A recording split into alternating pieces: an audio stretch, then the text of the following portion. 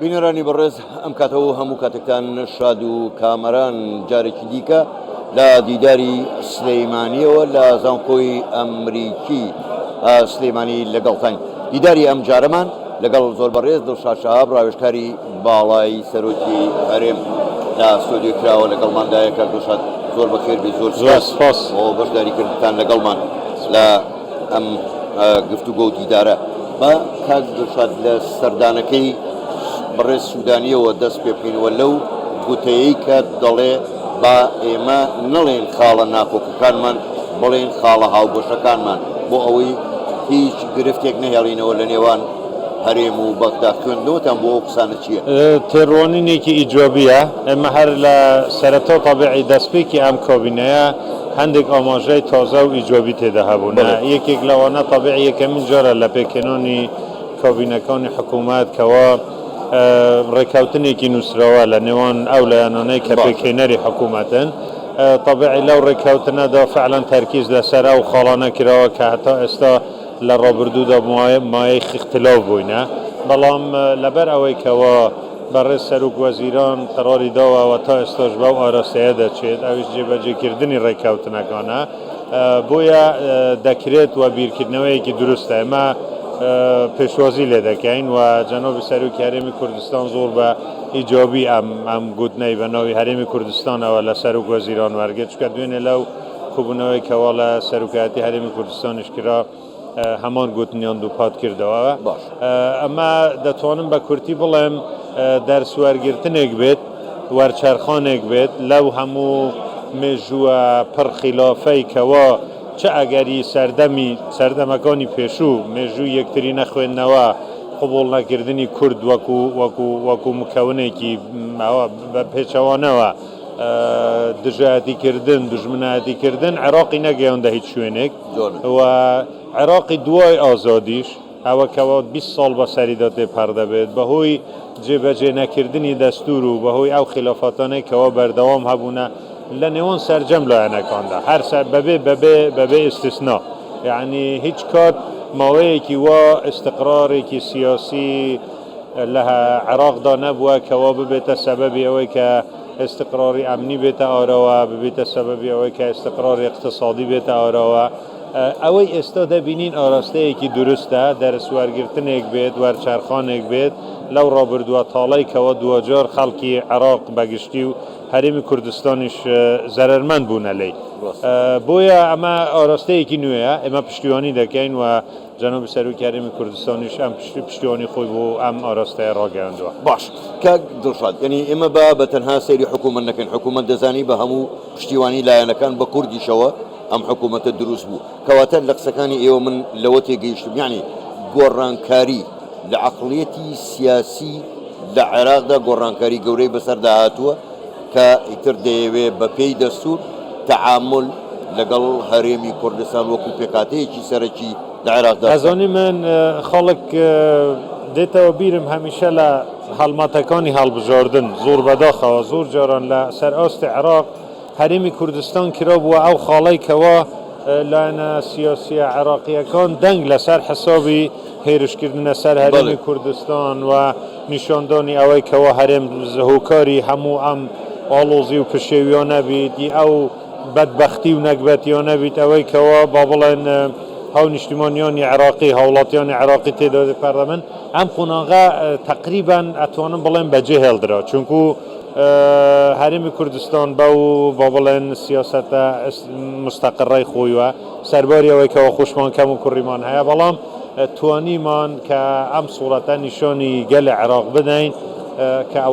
ئەوە هەرێمی کوردستان نییە سەبەبی کێشەکانی ئێوەیە و سەبەبی بێخزمەتگوزاری ئێوەیە و ئێستا ئەم قۆناغا تێپەر بووە. نقطەیەکی تری ئەساسی یاخود با بڵێن کە لە مەسلحەتدا وەکو ئیشارەتەوە پێ کرد، ئەم حکوومەتە پاڵپشتیەکی پەرلەمانی هەیە، یعنی هەموو هێزەکانی ناو ئێتیلافی بەڕێوەبردننی دەوڵات پشتیوانی ئەم حکوومەتە دەکەن و بەهێزترین کوتلەی شیعی ئێستا لەناو با بڵێن ئەنجومەنی نوێنەراندا ئەو هێزانن کە لە چوارچێوەی ئیطاری تەنسیقیدان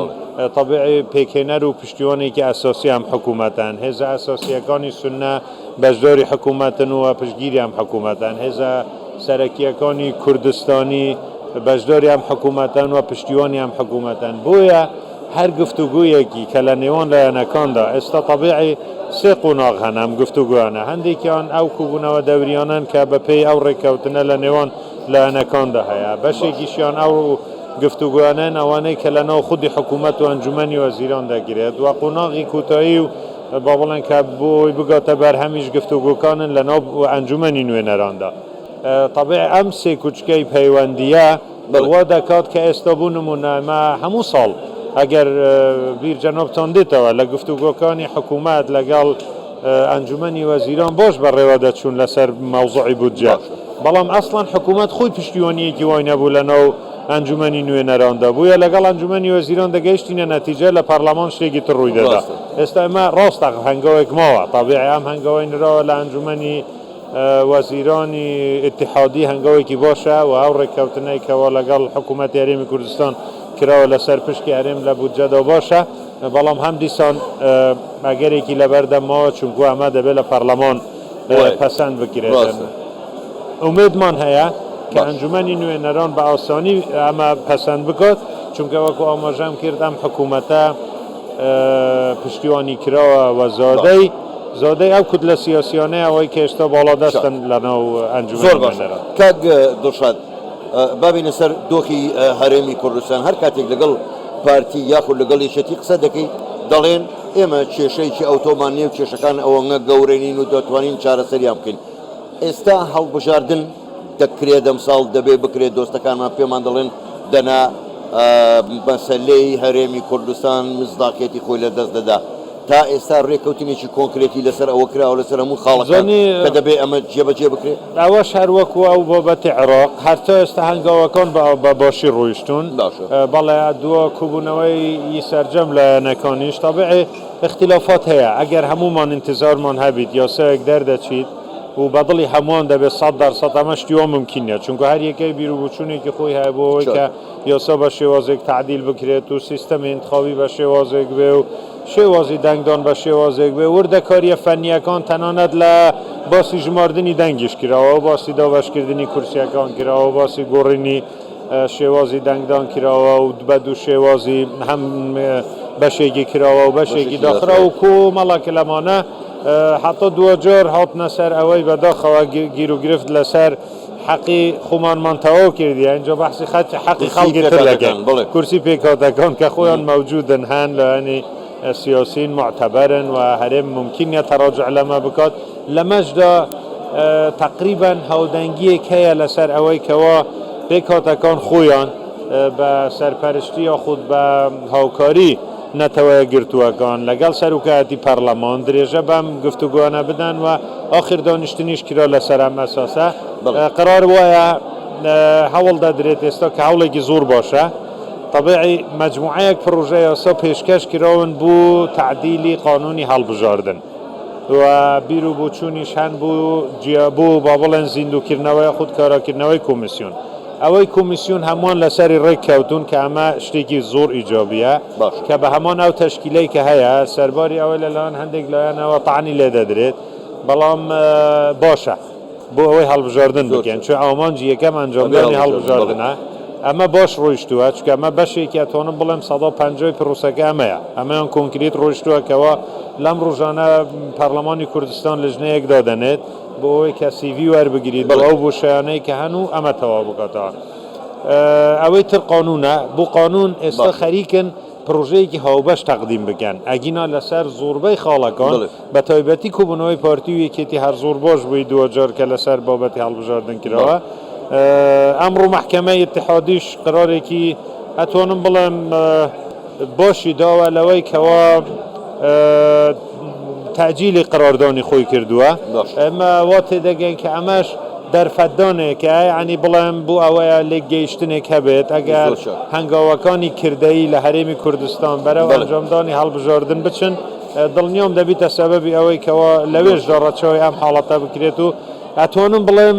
ناتوانم بڵێم ڕێککەوتنێکی کۆنکریتی کراوە بەڵام ئاراستەیەکی دروستی وەرگرتووە و هەنگاوی باشنراوە. زۆر باشە زۆر بەڕێز دڵشاشە ڕایۆژکاری باڵای سەرۆکی هەرێم گەلێک سوپاس بۆ بەشداریکردنتان لە ستۆدیۆی کراوەی کوردستان شوار لەگەڵمان سوپاس بۆیەوە. بینەرانی بەڕێز لە ستۆدیۆی کراوەی کوردستان 24 لە دیداری سلێمانی لە زانکۆی ئەمریکی لە سلێمانیەوە لەگەڵتان بووین تا دیدارێکی تر خواتان لەگەڵ.